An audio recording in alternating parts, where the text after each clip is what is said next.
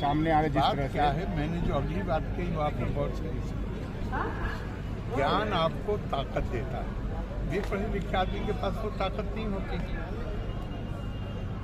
तो अगर उसके अंदर संस्कारों की कमी है, अगर उसके अंदर मर्यादा का सम्मान नहीं है, अगर उसके अंदर अपने दायित्व और कर्तव्य का बोध नहीं है और वो खालिस और खालिस अपनी निजी इच्छाओं की पूर्ति के लिए काम करने लगता है, तो वो उसकी जो क्षमता है नुकसान पहुंचाने की वो बहुत ज्यादा बढ़ी हुई है।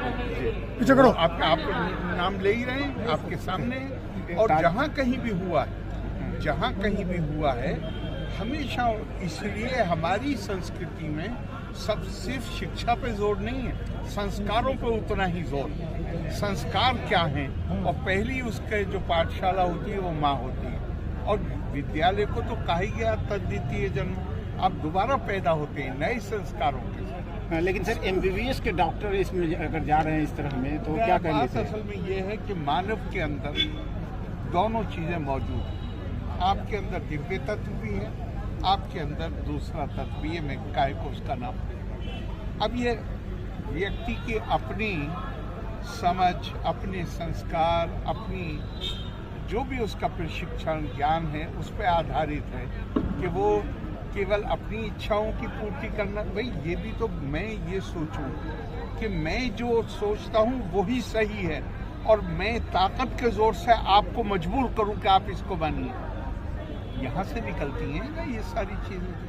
तो ये तो अपने आप में खालिस और खालिस विनाश की तरफ ले जाने वाली चीज़ है। तो ये चैन जो है एक तरह से जो आता है या फिर एक चैन को नेटवर्क में बदलता है, इस पर किस तरह की कार्रवाई होनी चाहिए? कार्रवाई मैं मानता हूँ ये सारे काम वो जो मानवता के विरुद्ध अपराध की श्रेणी में आते हैं।